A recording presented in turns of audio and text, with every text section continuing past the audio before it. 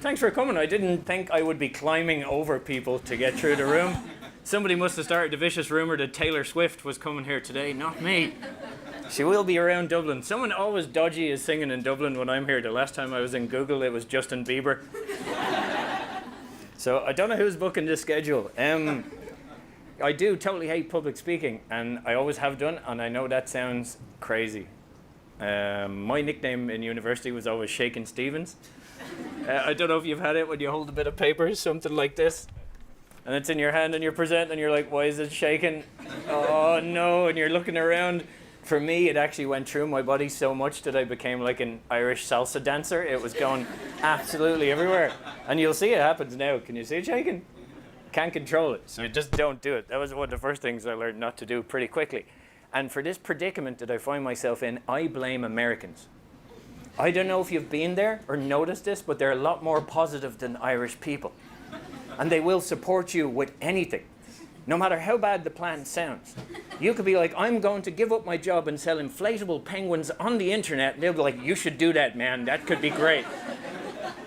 Sometimes you just miss Irish people to tell you that's a horrible plan. Get those penguins down off eBay. You're bringing shame to the family. They would tell you very quickly that it's not a good idea to do with your time. I was so bad in the Shakin' Stevens days that when I went to university, originally in IT Tala and then later in UCD, but IT Tala, people in other classes knew I was so bad that it was worth coming to see me. That's a very Irish thing. They're like, this is going to be terrible. Let's go see it. And I'd be there and I'd be looking around. I'm like, who are those extra people down the back? Like, they came to see you go to pieces. And I was like, oh, man.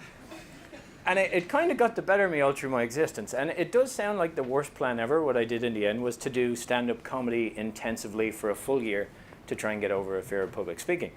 But I loved Malcolm Gladwell. I don't know if you know him as a writer. And I loved Tim Ferriss. And I loved A.J. Jacobs. And I loved anyone who wrote about the 80-20 principle. Basically, all authors that had said you could shortcut learning processes. There was a way to do things quickly. And that people who had mastery in a certain topic had usually clocked up about 10,000 hours doing it. So one thing, you could shortcut it to a certain level, but then if you wanted to be a true master, who would that be and what would they do? So that was Malcolm Gladwell's 10,000 hours, that if you looked at Bill Gates or you looked at the Beatles or you looked at anyone who had huge success in one area, they usually hit that 10,000 hours. So I was like, well, who's better at this than anyone in the world on public speaking? Surely it's comedians. Like, they're up there doing this in the worst of circumstances every night, where people might be coming in off the street after having a horrible day, depressed, lost their job, drinking alcohol, close their arms, sit there and go, make me laugh.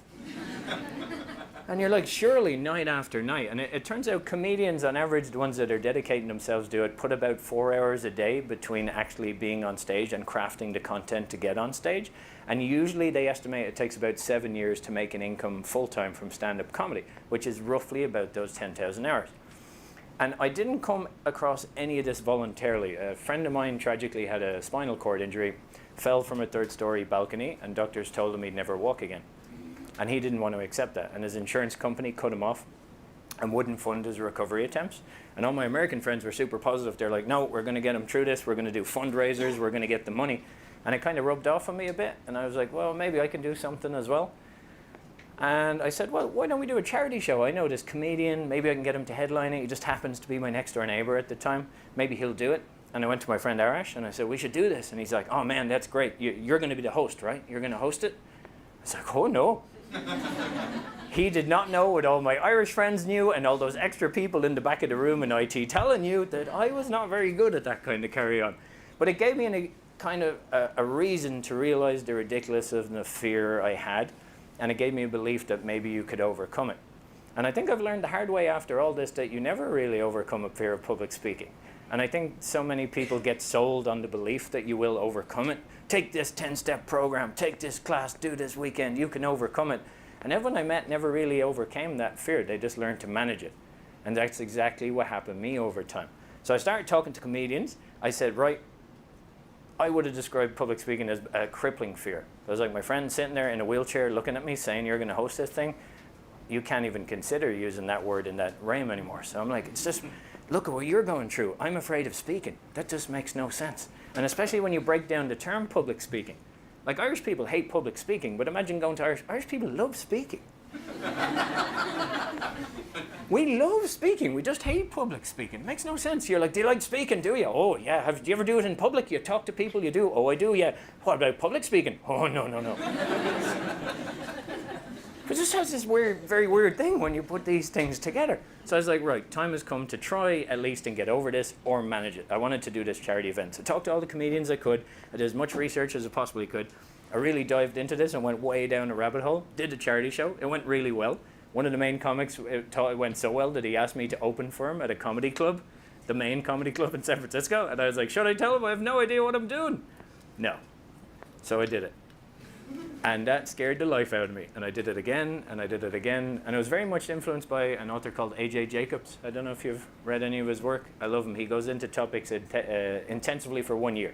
So he was the guy who wrote The Year of Living Biblically. You ever read it? Where he followed the rules of the Bible to the letter of the law, even though he was Jewish.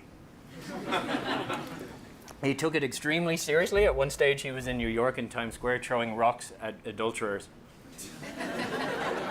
It's a really, really good book. So I was like, right, intensively for a year, stand-up comedy. I can't tell any of my Irish friends this plan because they're not going to support it. They're not like the American ones. They're going to be like, what are you doing? You had your master's degree, you're not using it, you're going to be a comedian with no intention of being a comedian. This just makes no sense long term, but I did it anyway. And it turns out it's quite hard to clock up stage time if people know you don't know what you're doing, so I had to make it look like I'd been around doing comedy for a while. And nobody in America could pronounce my last name, which is Nihill, is a bit unusual even in Ireland, so they kept calling me Irish Dave. So I was like, there's a good stage name that sounds horrendous all at the same time, Irish Dave. So I had to get Irish Dave a website, to make it look like he'd been around for a while and very professional, and a Facebook page. And at the time, mildly controversial, but you could go on Fiverr.com and buy likes. So Irish Dave was pretty popular there for a while. Mostly in India.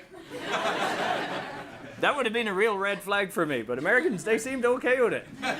Even the concept, I was like, why would Irish Dave be big in Ireland for doing comedy? That's the worst stage name ever. That's like a guy called American Frank touring America. Like, what's the American part for? Anyway, nobody questioned it. So this got a little bit out of control, and I have my little clicker here. And it ended up, this is at the end of a full year, and the Moth is a storytelling competition in the US. It's true stories told live with no notes. And this is the biggest competition final they do anywhere in the world. It's in San Francisco, and there's 1,400 people in the audience, and that little ant on stage about to lay an egg is me. And if you came up and hugged me after that, you'd felt like you just hugged someone who got out of the shower. Not good, not sexy, not anything like that. But if you would have seen me speaking, you would have thought I looked pretty comfortable with what I was doing. I didn't have butterflies in my chest, I had pigeons. It was big and bad, and it was messy, but other people couldn't tell. So at this stage, I'd learned to figure out a way that comedians knew backwards and sideways of how to manage that public speaking fear, how to get to a point where you know it's going to go well. It's just a matter of how well it's going to go. And that puts you quite at ease. And it was just all these things that comedians knew and learned the hard way and clocking up those 10,000 hours that the average person, even people who taught public speaking, didn't seem to have a clue about. And I was like, it's kind of crazy that you're ignoring the one group of people who are doing this the most, especially in the world of business, where most people kind of need it, no offense. Have you been to a conference lately where you're like, your first question is like, not will I sit near the stage, it's like, where's the plug? Where's the nearest plug? Where am I going to plug in my laptop? Where am I going to plug in my devices? Because this is going to be boring, and I'm going to need them. But we actually go in there with, the bar on public speaking is so low. It's amazing. Like really, just a couple of little things and you really stand out quite fast. So today is just about taking you through a bunch of those things. This day was just about me telling a story, and some pretty crazy things happened just because of telling that story. A story very unique to me. And I'll tell you what happened at the end of that. But I really went down this rabbit hole. I started looking at comedians, and I'm like, well, I wonder if business speakers are doing the same things as comedians. Maybe they just don't know it, or they aren't aware of the correlation. So I started breaking down TED Talks. This is one of my favorite speakers, Seth Godin. He's so funny that even TED described his talks as hilarious. But then it's like, well, how hilarious is he actually, and can we measure this? And it turns out there's a metric that comedians use and are very aware of called laughs per minute. How many times you make someone laugh per minute. And it turns out he's making people on average laugh about 3.4 times per minute. And then, okay, what does that metric mean though? Give me some level of comparison. These are the 3 funniest movies in history. Airplane, The Hangover, and The Naked Gun. Some guy talking about marketing will make you laugh more on a sheer repetition basis per minute than the funniest movies of all time.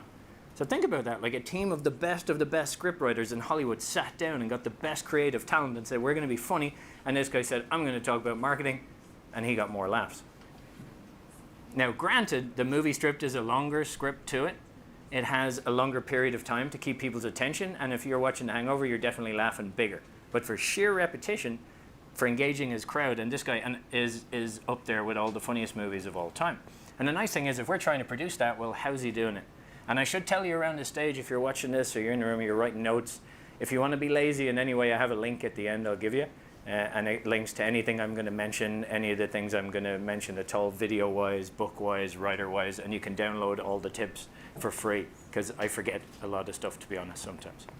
58% were from images. So literally, just that last metric alone, sorry, he is just using GIFs, funny things from online, socially proven content, and instead of telling somebody how frustrated he was, he's showing them.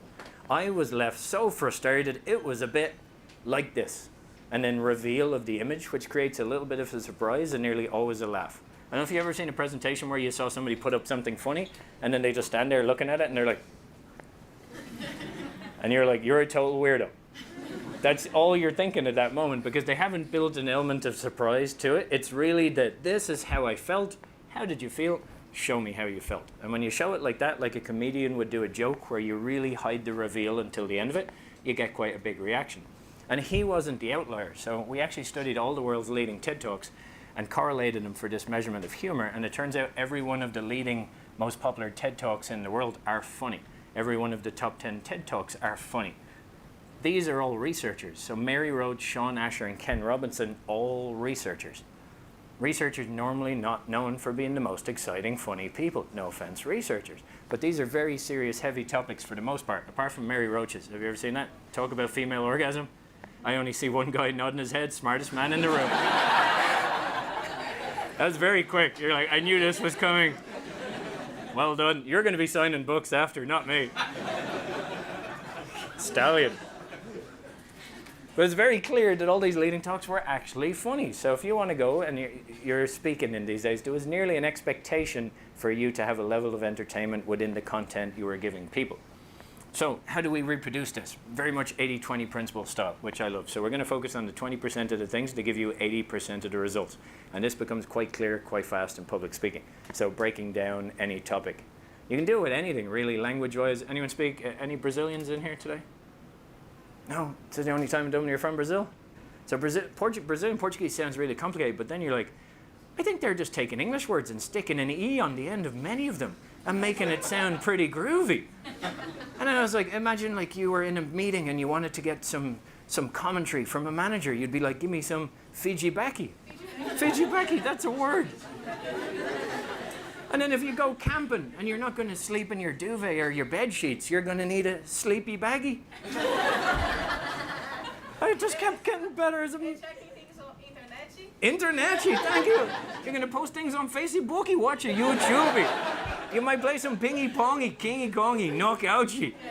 You can go to a field, have some wine and cheese, picky-nicky. You can do it all.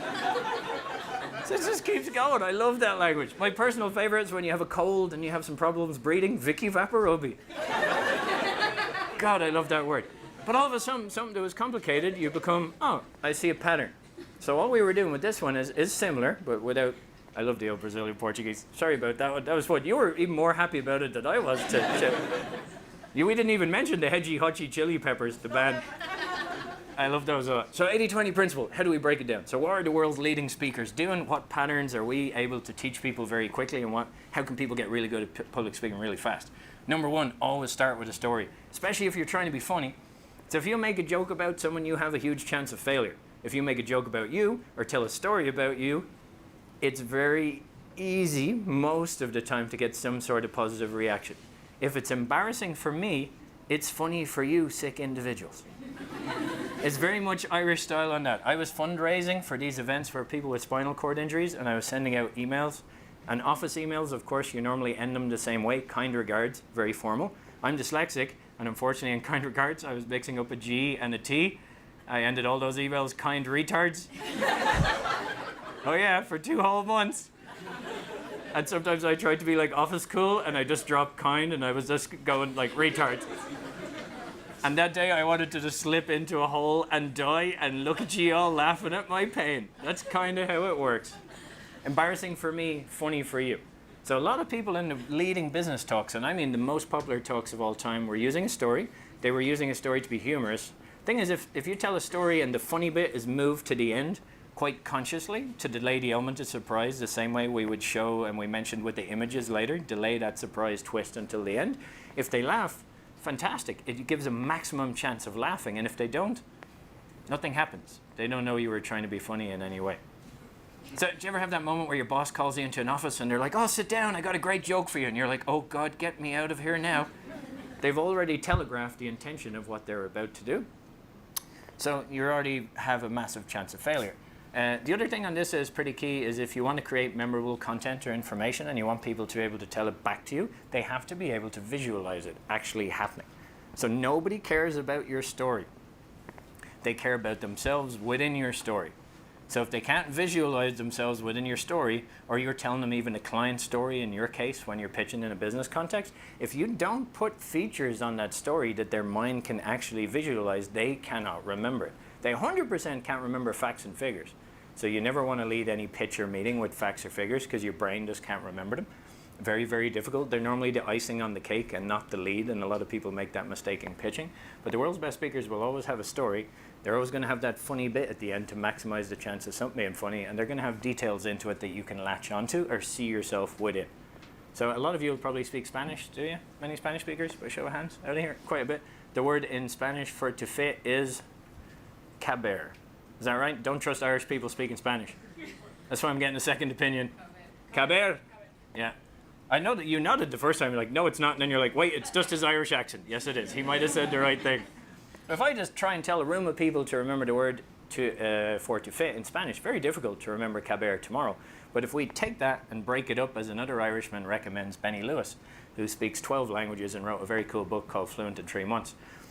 You turn that into a story so your mind can remember it, better yet so you can visualize it. So we take a taxi cab, New York Street yellow taxi cab, driving down the street, pulling up outside of Trump Plaza, bit of a scary place to be, but it's pulling up outside there, and a big hairy grizzly bear runs out and tries to get in the taxi, and obviously the hairy grizzly bear doesn't fit in the taxi. The taxi driver's getting a bit emotional about this. He's like, man, what are you doing?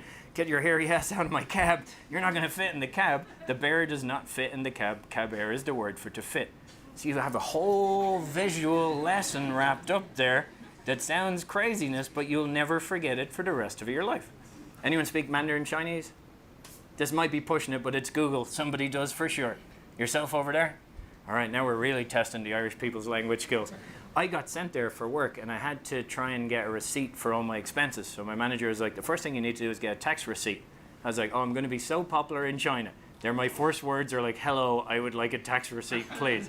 That's all I knew how to say. But luckily for me, the word for I would like in Irish, in Chinese, sounds a bit like Irish swear words. I don't know if you've noticed, we're very good with swear words over here in this part of the world. But I would like in Mandarin Chinese is wo shang yao.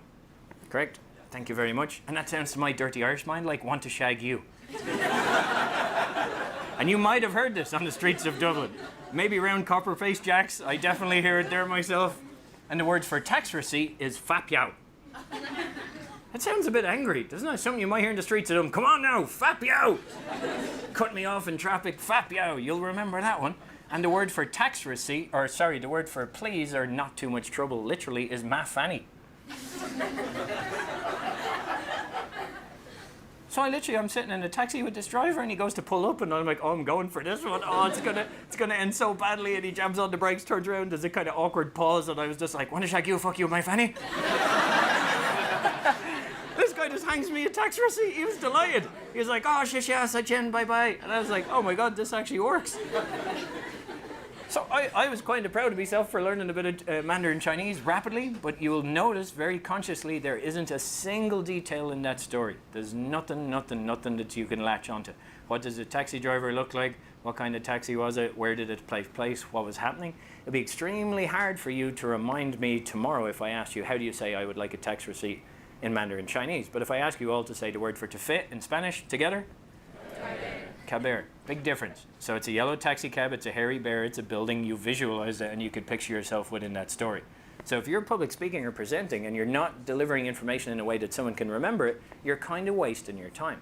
Unless it's on video like this and you can watch yourself back and wave at yourself and go, look at me on the internet.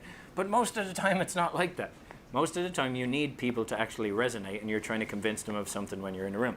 So if I told you you could replicate in, how long are we going to be in here, 55 minutes, the world's best talk ever and the most popular talk. So this is Ken Robinson. The talk is called Do Schools Kill Creativity? And I'd just like you to watch it and go, has this anything to do with the topic whatsoever?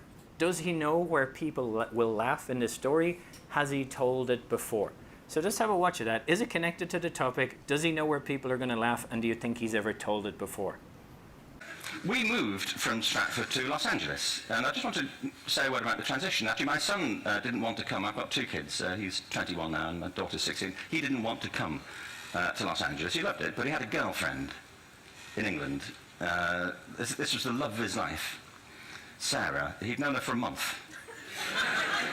Mind you, they'd had their 4th anniversary, because it's a long time when you're 16. Anyway, he was really upset on the plane. He said, I'll never find another girl like Sarah. And we were rather pleased about that, frankly, because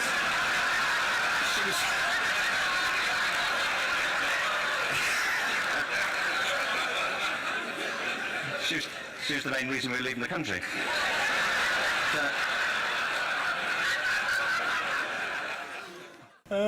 So he's murdering it there. You like it? It's very, very likable. And I have a ghostwriting business where we write for a lot of the world's kind of leading influencers and CEOs. And the #1 request is, I want to be like Ken Robinson.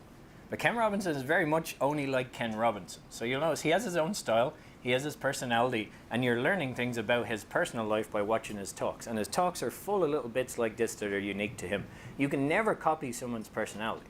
You can never copy their style, because style is personality. If you copy Chris Rock, do you ever see him doing comedy? I like him a lot. Very funny, but if you copy Chris Rock and you go to your next Google conference, you're getting thrown out. Right, that style, his personality and style, it can't be copied, but the techniques can. So the technique here is a short form story with the keyword at the end of the story. And do you notice in that one, what do you think is the key funny part to that story when you were watching it? She was the reason we were leaving the country, very consciously at the end of that. Do you think he's ever told that story before? I see the heads nodding. To me, I can picture him at every Christmas party he's ever been to, just busting out that story. Do you think it's got anything to do with schools killing creativity? Loosely? Nothing. Not even loosely.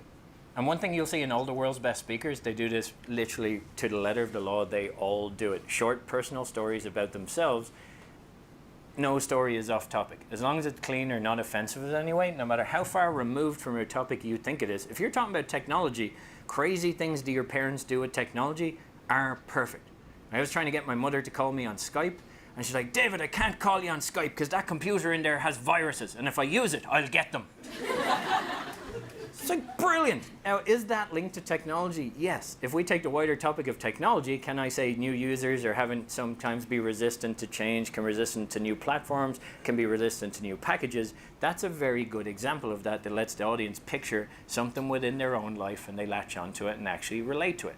That's way better than you just going, we're in a fundamental moment of change. And they're like, wow, you're so amazing.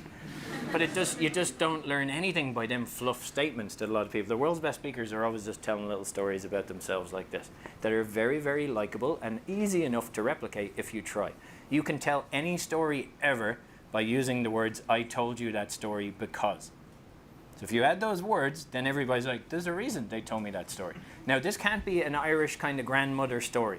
I don't know if you've been subject to them when you're in Ireland, where they're like, oh, it was like when I was going down the road, I met Mary there, and she was out there looking for a couple of cows, and her son was there. He's a bit of an Egypt now, that fella. He went to live in Australia, met a girl there. There's kangaroos everywhere in Australia. Never really liked those myself. I was watching a David Attenborough program, actually on the kangaroos there the other night, and I was wearing my purple shoes at the time. I've lost one of them. I don't even know why I like the colour purple. You're just, what the hell are you? Has anyone happened that in Ireland? I get those stories all the time, but what are we talking about here? It's obviously in the world of public speaking, you cannot do that. Brevity is levity. You have a very short time period. So we're going to borrow some techniques from the world of comedy. One of them being joke structure. So comedians live off joke structure, which is the minimum amount of information for you to understand the point of the story. the key part, the key funny part. So in Ken Robinson's example, the punchline is she was the reason we were leaving the country. And you could see very visibly that the audience was laughing, and they laughed even a little more than he expected them to laugh, so he shut up and let them laugh. So there's a very powerful line I like called the end of laughter is followed by the height of listening. So the most attention you will have ever is the moment after you make a group of people laugh, because they have a dopamine spike and their brain goes, give me more of that. So if you have a very heavy, serious topic, laughter, serious stuff, you get to bring them up and down as you want, as long as you know how to harness this tool effectively. That's why it can be very powerful in the world of public speaking, and no topic is too serious for this. Mark Pollock, I'm a big fan of his work in Ireland and the charity they have in the Run in the Dark they've set up. He suffered a spinal cord injury, was paralyzed and went blind. And he wheels out onto a stage in his TED Talk. And you can imagine that every single person there is going, oh my God, what a terrible situation. It's not relatable to the average person in any way, but he starts off, he's like, ladies and gentlemen, I've got problems. I'm paralyzed, I'm blind, I'm bald, and I'm from Northern Ireland. And they all laugh, right, straight away. But then the even better line is, listen, I'm not the only one with problems, I bet you guys have too. And they're like, yeah, we do. But now that talk is no longer just about his injury, he's made it applicable to every single person in the room. Humor, serious, relatable to everybody. But it's very key. So if I get up and I'm like, I went to China one time, learned some Chinese, you're like, I don't care. But that's your automatically reaction. Whereas if I say something like, being in a new place can be challenging. You're like, yeah, no, I agree with that. Okay, tell me more. Immediately your mind is like, where's a place that I've been that was challenging? You're already trying to put yourself in the story. So minimum amount of words. Setup is usually 3 to 6 sentences and no more. So with Ken Robinson, we knew he was leaving the country. We knew there was a relationship there. We knew there was some change, and that's all we needed to know. So it just forces you to get down to the details. Tagline is anything additional you say at the end of the story, but it normally comes down a bit in the level of laughter. We add what Ken did really, really well. You delay impact words, key in the world of public speaking. This is when you tell people, I want your attention. Maybe even you should write this down. So the people who are good at this, they can control when you take notes just by changing sentence structure. So if I have a startup and I was pitching a bunch of people and I said to you, we have an 80% growth rate year on year, what do you think I'm most excited about in that sentence? We have an 80% growth rate year on year. You should give us your money. What's exciting about that? 80%, right? That's a big number I'd be excited about. Everything else is pretty changeable in there and wouldn't make a big difference, but 80% is huge. But if I say we have an 80% growth rate year on year, it's very easy for me to keep waffling on. We have an 80% growth rate year on year, and then we hired another team and we got a Series A investment and we have these other guys lined up. It's very hard for me to take a mental pause and go, that was important. But if I flip that like Ken Robinson would do, like a comedian would do, like a great speaker would do, the keyword goes to the end. Year on year, we have a growth rate of 80%. Emphasized, volume comes up for the keyword, natural pause, people take out pen and write it down. Very, very important. You guys, especially for your work, you're very metric driven, you're very results driven, you're always going to be showing numbers. If you're really pushing numbers, the number should be at the end of the sentence. Or it's just any old number. 7, 9, 11, they're not going to, where did they start? I don't know. Thanks for shouting numbers at me. Year on year, grow rate of 80%, it really takes your attention. In comedy, the funny word, you go out of your way to move it to the end. If you're creating memorable content, very, very key. You want people to remember what you're talking about. You might have noticed Irish people cannot pronounce the number 3. So I wish this would be the rule of 4, but it isn't. It is the rule of 3. 3 is the smallest sequence of elements your mind can recognize as a pattern. So if you want to break a pattern, that's what makes comedy. Comedy is only funny if you create a pattern, you create expectation, and then you shoot in another direction. So like a train coming down the train tracks, you change direction. If I say 1, 2, your mind automatically expects 3. 1, 2, 4. That's comedy. It makes sense, but only retrospectively. It's still a sequence. I was multiplying the numbers. You only knew that after the fact. So it puts me as the speaker or the comedian one step ahead of you. Because you're making the logical sequence, I'm breaking a logical sequence. So comedy is always apples, apples, oranges. The misdirect has to be at the end. If it isn't at the end, comedy fails. So a lot of people is like, oh, comedy's risky sometimes. It is if you don't know little things that comedians know backwards and sideways. They're the true masters of public speaking. So I just wanted to show you these in operation. There are 12 different agencies that deal with exports. There are at least 5 different agencies that deal with housing policy. Then there's my favorite example. The Interior Department is in charge of salmon while they're in freshwater, but The Commerce Department handles them when they're in salt water. I hear it gets even more complicated once they're smoked.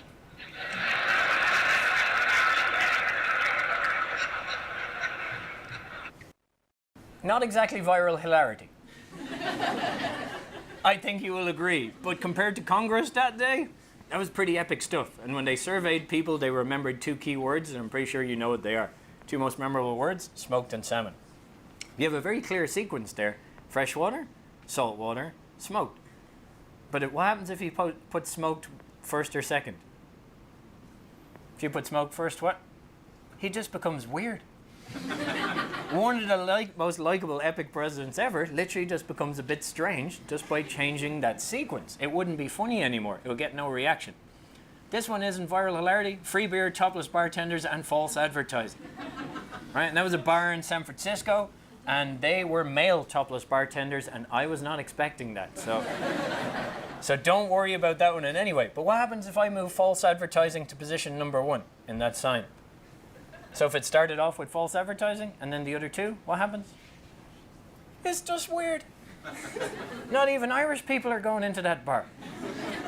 That's how powerful knowing these tools are. It's the difference between something successful or not. I ended up writing a book about all this lunacy, and if you write a book, then you're like, oh, I need to get famous people to say nice things about my book, right? Publishers are always trying to get you to do that. It's a bit cringeworthy, but you have to try. So I got 1 there. 2, number 4. This book is great. I haven't read it yet, but David drew a picture when he was 6 years old of a penguin drinking beer in a Chinese restaurant, and it was clear the potential for slight wisdom and misguided creativity were there. Marita Nihill, David's mother. What happens if I put my mother in position number 1 there? I'm a nutcase. Mothers would be proud. They're like, I should be number 1. I made you. Which is true. But I'll literally go into Barnes & Noble when I'm in New York, and I'll go in, you know, bookstores are pretty quiet places, and I'll watch someone pick up that book, and they kind of reading it, and then they're like, ho, ho, ho, ho. And they have a little weird moment to themselves, and it's not like it's viral hilarity, but it's just a flip of expectations that they weren't expecting. And you can use this absolutely everywhere. It doesn't have to be the world of public speaking solely. PS section of an email works really well for a little 1, 2, 4. I'll follow up, I'll do this, and then something that's totally different. So I'll email you next week, I'll give you a call, or I'll be standing out outside your door in the middle of the night. Just kidding, bye-bye now. Then you're going to be worried you get fired, don't blame me for that one. But it's just somewhere where you can play around a little bit. So if we had to sum this up, a lot of people will teach you public speaking. Have many of you taken a class before by show of hands in the world of public speaking somehow? And it kills me a little bit when I see them training it, because they come in with their video camera and they're like, say 3 things into the camera, we'll record you, play it back, you'll see how bad you were. You're like, what the hell did you expect? You didn't give me any preparation time. You're here because I hate public speaking. Why would we do this to me? Why would you do this to me? This doesn't make sense. How you deliver content is not the key part. Rubbish content delivered beautifully is still rubbish. So if I come in, I'm making eye contact and holding it and really freaking you out. Well done, look at this. He already wants to leave, or I'm walking around and moving my hands like this graciously. You're not allowed to stand public speaking with your hands in your pockets. I've had them in my pockets for half this thing. It really makes no difference. And the people who emphasize that have never been on stage. 100%. You'll see comedians stand there the whole night sitting down on a stool sometimes, arms folded over, hands in their pockets, look at their feet. But the content is really strong, and if the content, the story, the thing you want to resonate is strong, how you deliver it, unless you're being a total weirdo by running around while you're doing it, isn't as important as you'd think. And a lot of that training, to me, comedians would never do that. They'd never come in and go, let's start with delivery. They'd be like, what are you going to say?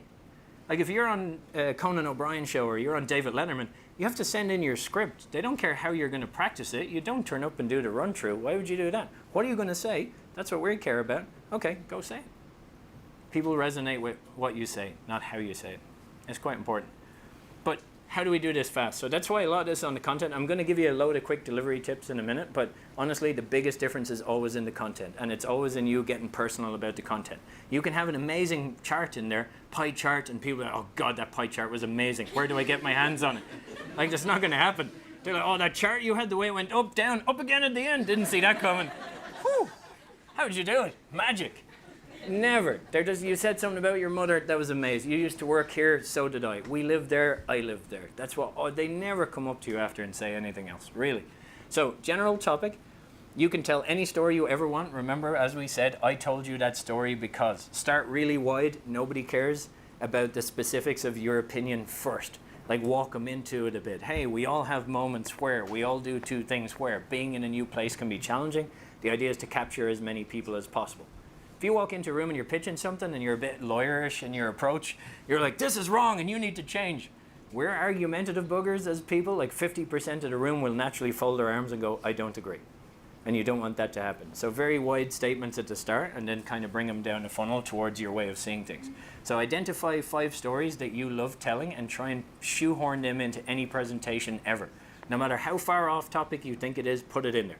All the best ones I've worked on ever, and I'm talking about with people who are speaking to 27,000 people in a very high-stakes tech environment where all the investors are using personal stories, and they're always the things that get tweeted about and always the things that get the traction and always the reason they get asked to speak somewhere else.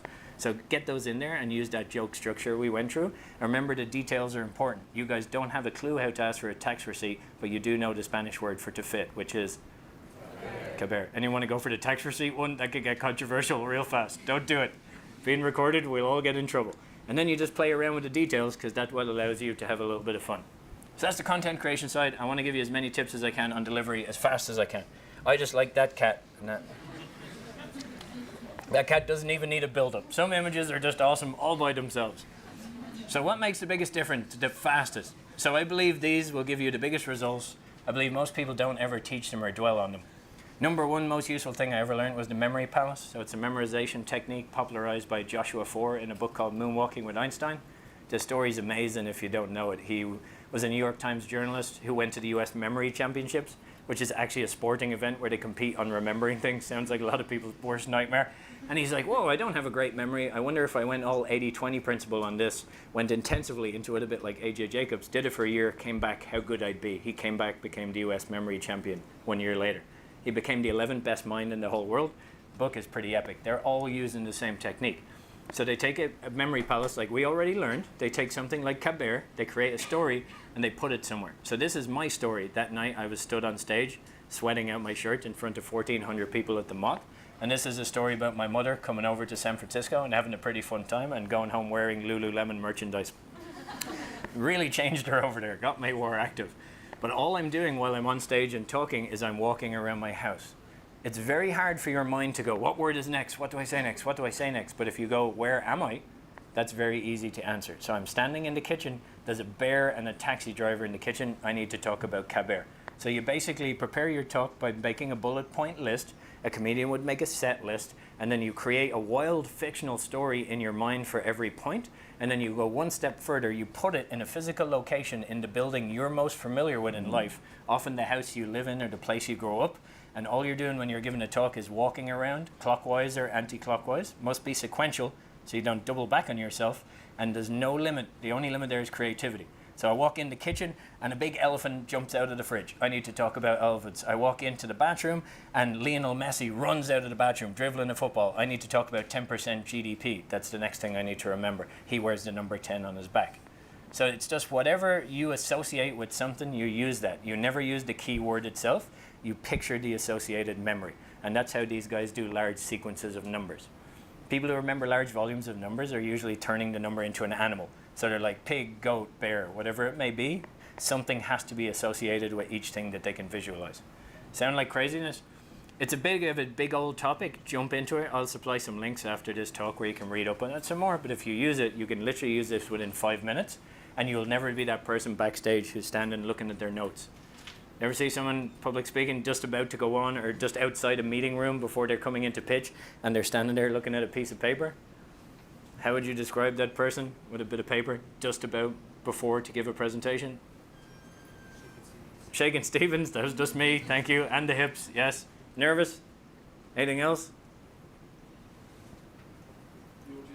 Yeah. Unprepared. Everything's negative. So if you're that person and then you walk out with a bit of paper, everyone in the audience assumes you're not prepared already. So you need to find a way of doing this and hiding it. So a very good way is drawing this out, hiding it on your person just for confidence reasons, or putting it on a stool, hiding it somewhere, putting a bottle of water in front of it. If anyone sees that, they haven't a clue what that little drawing means, as long as you don't pick it up and hold it. So a lot of the time I'll have it on a stool next to me somewhere. I'll go over, take a moment, have a drink. Nobody else can see that I'm actually looking at the notes, and I'm not trying to read word for word, which is very obvious. I'm just trying to go, where am I in the house? Ah, yeah, we're in the bathroom. And then if my talk gets cut short, which happens a lot in the moment, I just skip a room. And I'm like, oh, that takes about a minute to explain if I go into the bathroom. Let me walk straight through. And if this talk has a structure and there's a couple of key learning points in it, how many key learning points do you think would be in it? 3, exactly. So a lot of people will have 10 key things or 5 key things, and people go away and they literally can't remember them. So if you have 3 key points, you're very easily able to keep a structure. That's the number one most useful thing I ever learned from comedians, and it saved my life in public speaking I don't know how many times. And anyone who's ever tried it is like, that's amazing. That helped me so much. So people's normal biggest fear around public speaking is going blank on stage. This completely eliminates it. It also works really well for names. I'm sure nearly everyone in this room has a hard time remembering people's names. The minute you meet them, the minute they say their name, you need to create a visual representation of that name with somebody who you already know or somebody famous with that name. With this one, even if I asked you to picture your favorite restaurant, and you go, okay, I've got my favorite restaurant in my mind. Where's the server when you greet? Is there someone who greets you? Yeah. Where are they? You can see them. How many tables are in that restaurant on the floor when you walk in? You'll be like, oh, 11 or 12. Very quickly, you can visualize it. Where's the bathroom? Oh, yeah, I can see the bathroom. And you can do that with any building you've ever been in. Imagine if you're using it as the foundation for your talk and it's a house you live in that you know really, really well. So just try it. Makes a big difference.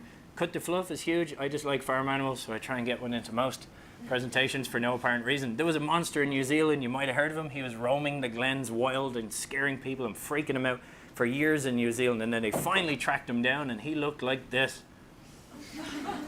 Shrek the sheep. He was a bit of a furry stallion of a sheep, and he was roaming wild for 6 years, and that's how he got that fluffy. And then New Zealand, they put him on live television and they sheared him for charity, and he just became a fraction of the little sheep he used to be.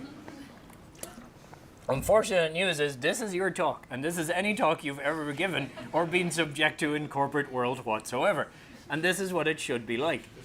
If you're lucky enough to ever write a book and work with an editor, that's what they're going to do to your content. If you're lucky enough to ever give a TED talk, that's what they're going to do with your content. That's great. It's an hour. Oh, no. We're going to get you to do the 9-minute version. So it's good to have a system where you edit yourself. And the best way to do this is score the content from 1 to 5.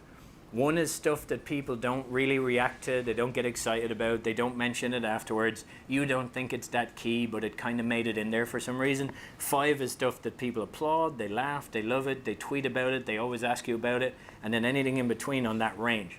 And you want to end up with 3s, 4s, and 5s, and just chop everything that's 1 and 2, and just repeatedly do that until you get down to something that has 3 key points to it, and really you're like, oh, that's my best stuff.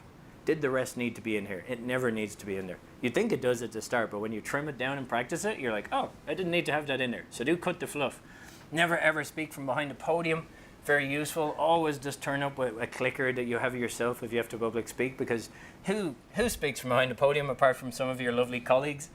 But if I was stood here like this for this whole talk, hello, who am I? Who normally speaks here from behind a podium? Priests, yeah, Obama. Obama was amazing, but we have some politicians not quite fit into that mold. So usually politicians, priests, or university lecturers, those people you slept through for a lot of your life. But that's not a very engaging bunch that you want to be part of, but we have that assumption. Also, if you don't see someone, you don't trust them. So TED Talks are always, like comedians are never hiding behind anything. A TED speaker is always just on a mat and they have a clicker and that's it. So very helpful for yourself just to get away from it and be able to walk around. Because if I was giving a talk now and you guys weren't listening, I can go for a walk. If just say you happen to be on your phone, I can just stand here without saying anything to you, but just by being able to come over here, you'll usually stop. So it just gives you control over the room, but if you're stuck there, you don't have it. So you see a podium, get rid of it, get away from it. You're meant to be sitting down behind a table, jump up, let people see you, be quite visible, move around a little bit. Most people use filler words. Irish people definitely use filler words when they're speaking. I did a radio interview the other day, and the lady who went on after me was like, well, I suppose it's kind of, it's one of those things. I mean, have you ever felt like it? I was like, wait a minute. That was like 11 words, and you haven't said it again. And I do it all the time, and the way to change that as well, public speaking, is simply to raise your voice 20%. Right now, I'm speaking a little bit louder than normal. There's no audible change for you guys whatsoever, and it's impossible for me to say at an elevated tone the word, It'll nearly blow your own brains out. You cannot do it. So just elevate your voice and that fixes that problem. No other training needed whatsoever. If someone tells you you speak too fast, you don't. Speak whatever is comfortable for you. The only time you need to slow down is the key points. 80%. Stand still. And then you can go back to doing all your weird stuff. But make your key points when you're standing there. Comedians delivering a joke, they might be running around the stage, but when it's funny time, it's front and center. They step forward a bit, the voice comes up, you react, and then they might go for a walk again. But it's the only time, if you're one of those people who's like, oh, I'm too slow, I speak too fast, too slow, you don't, just whatever is fine for you is fine for the audience. But for key points, to slow it down and raise your voice a little bit if you have this problem. First 30 seconds is the most important. If you're going to memorize anything word for word, do the first 30 seconds. Because if you're a nervous public speaker, if you hate public speaking like I do, you can say anything in the first 30 seconds. You have no control of what's going on over your body. So you're all sweating, things are going mad, you walk out, you get a bit flustered, and then you're just like, oh God, and you're standing there and you're like, hello, thanks for having me. It was like I started off today. I was like, oh, people everywhere, oh God, oh, hello, oh, thanks for having me. Oh, something about Justin Bieber. I don't know why I said that.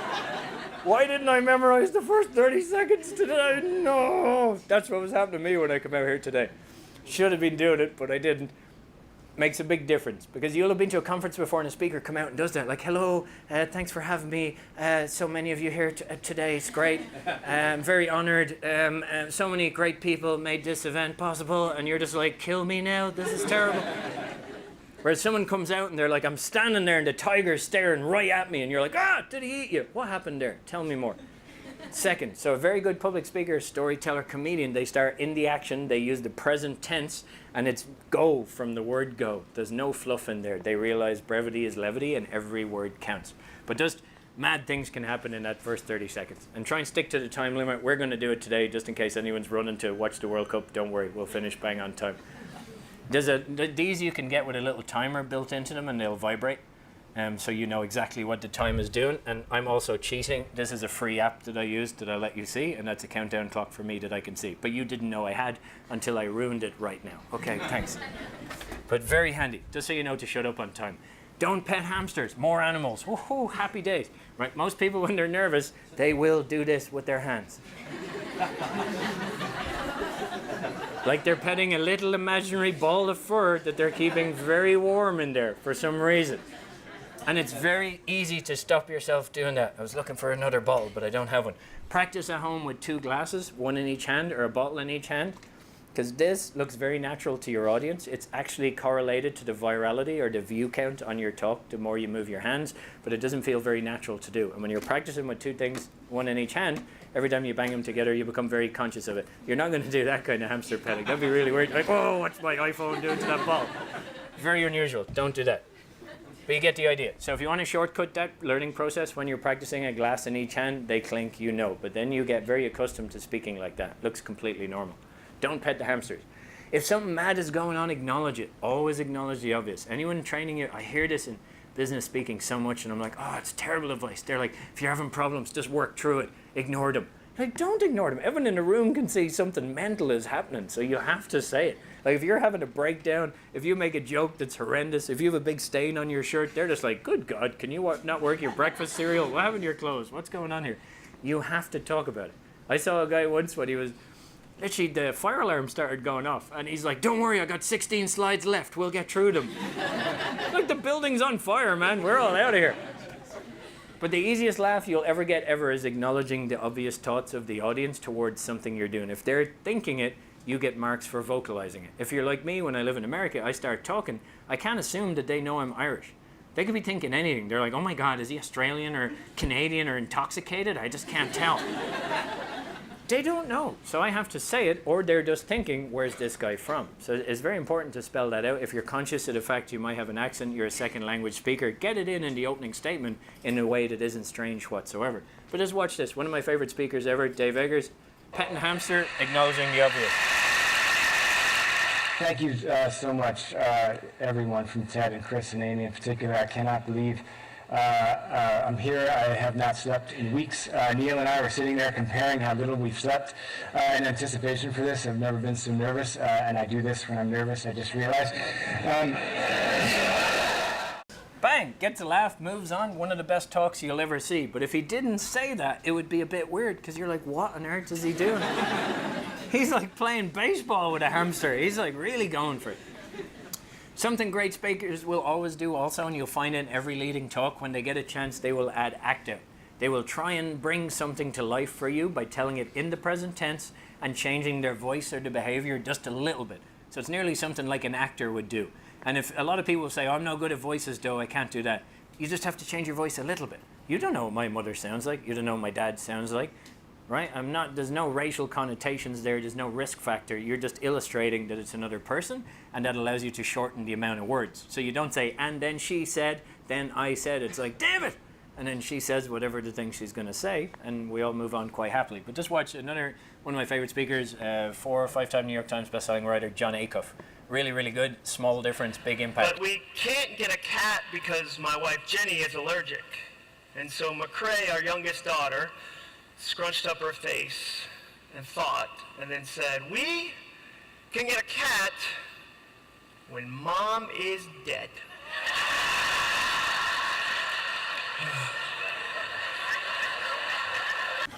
Likeable? You like it? I love him as a speaker, and it's just all short personal stories all the time. He's an amazingly popular speaker. He told me he studies 100 comedians for every business speaker he does, so he's really trying to replicate their stuff, but amazingly likable. But do you see in that moment, he becomes the daughter. We can get a cat, and pay attention to the sentence structure, everything we've learned so far today. We can get a cat when Mom is, still makes no sense. Mom is dead. Then it all makes sense. So if people are going to laugh, he's facilitated that laughter. He can just stand there and soak it up. You're not stepping on your words. So if the end of laughter is followed by the height of listening, he knows that. They have time to react. If they don't, he just keeps going. But at no moment would you know he was trying to be funny. But of course he is. That's a story he's told before. He knows they're going to laugh. This will save your life if you're pitching, presenting in any way, or public speaking ever. Never finish on a Q&A. Don't do it. That's like presenting suicide. That would be the equivalent of you two going on a tour around the world, writing a new album, going to Madison Square Garden, bringing the energy through the roof. It's 10 songs. They've already played 9. They've got 1 left. Bring it home. Or just ask the audience, hey, anyone here play an instrument? Maybe you want to bring it home, finish us off here? They'd never do that, right? Like, they've created, that's all their work. That's everything they've said. They get to bring it to an end and leave the strongest possible impression, or just give it to random chance and say, anyone want to share it? And you know, when you ask a question, it's always a life story. Well, like in my company, it's like, I call Brian, and he's like, not really nice. And then there's a thing about this, and I feel emotionally in a way, and you're like, what's that? That's not a question. Have you ever seen that happen at a conference where it just goes on and on and on? If you say these words, it will save your life. I'm going to take a few questions before I make my conclusion, because that tells them a couple of things. I'm going to talk some more. There is a conclusion left. And that way, when someone goes to ask you with those really long-winded stories, the other people in the room will dead stare at them going, shut up, shut up. And you can see the eyes, we're never going to get out of here. He said he has a conclusion to come. We're not finished. I need to go home. And you literally feel it. So they'll do partly your job for you. But then if there's that awkward moment, have you ever seen a speaker standing there and someone's like, any questions for the speaker? And they're just like, oh God, please, somebody ask me something. And then the presenter will be like, someone back there. And they're like, no, it wasn't me. And then I just have to walk off like this. Okay, goodbye now. And nobody even knows it's over. Like, it's total madness, but it happens all the time. So if I say I'm going to take a few questions before I make my conclusion, and nobody asks any questions, no big deal. I know I have another slide. And how many things are going to be on that slide? Either 1 or 3. 2 of the most memorable combinations you can ever have, 1 or 3. So you want to, if you take nothing away from this talk today, here's 1 thing. If you take nothing away from this talk, here's 3 things. But it doesn't end in a way that they control it. So if you're presenting and you want them to switch over to this product or service or take action, listen, I've said a lot here today, but ultimately it comes down to these things, and then off you go. They applaud, say thank you. When you say thank you, everyone knows it's over, and then it's fine. Makes the world a better place. I don't know about that, but more exciting. Review and evaluate. You're not going to want to listen to yourself back. You're like, oh God, I hate listening to myself. I hate listening to myself. Everybody does. Comedians will do a comedy club, do their set, audio record it on their smartphone, listen back to it instantly and adjust. So they're constantly editing themselves. You won't want to do it. And if you're like, David, I'm never going to do that ever, audio record it. put it through a service like Trint, which is a transcription service that's really, really cheap to use and really good. There's a number of them, but that's the best one that I've found to use. And then just turn it into a script and go, oh, there are my words. I better edit this script. And now all of a sudden you're actually preparing your talk for the next time without having to watch yourself, but becoming quite conscious of the amount of mad things that you've said. See, but you'll see patterns. You're like, oh, I said I'm excited 57 times. Like a guy I was working with the other day, I was like, I don't think they believe you're excited after the 56th time there that you said, I'm excited.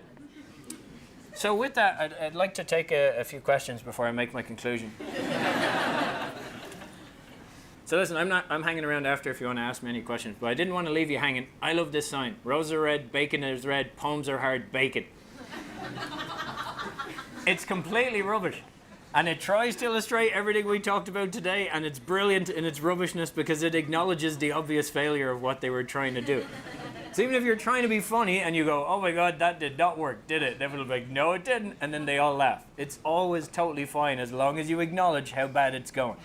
If you're up there and you're thinking it's amazing and you're doing all this stuff with your hands and you're making the eye contact and you're making your big points and they're sitting there going, what a weirdo. What are you doing? So just always acknowledge the obvious and have a bit of fun with this. People are so supportive to see you doing well in public speaking. Like, have you ever seen someone do terribly and you're just watching them and you're like, oh my God, I hope that the ground just magically opens up and a tunnel appears that they can slide through and it brings them back to a fireplace in their slippers with a mug of tea just going, thank God that's over.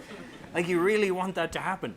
And I could tell you that all day how supportive people are of you public speaking, but this is the best example I've ever found in my whole life of just how long they will wait for you to speak, how long they will support you, and how long they'll literally, as a nervous speaker, you think silence, you have to fill it all the time. This is the opposite example in its ultimate form. So I hope you like it. This is how bad I was at sex the first time. The first time I ever had sex. Yesterday?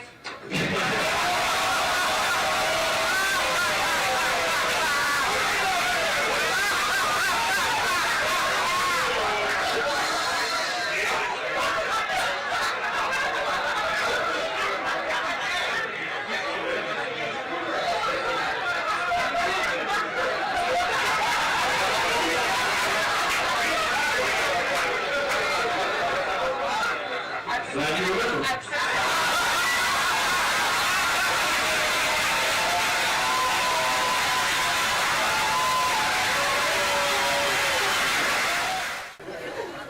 What a legend of a man.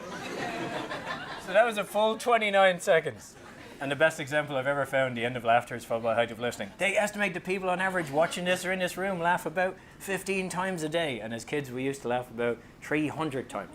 So anyone who brings a little bit of that back to corporate life, you tend to stand out and actually get rewarded for it. You'll get asked to speak more and more often on behalf of your company. So there's no downside to doing any of this. That's the link I promised I'd tell you where you can get more of this info. And if you want to get in touch with me, all the tips you can get that I've mentioned today in the back of that book for free. You don't even have to buy it if you don't want it. And I'll put that up again at the end if you want to get it. I don't want to leave you hanging. Remember me on stage telling a story that I was like, loads of crazy things happen in the Moth.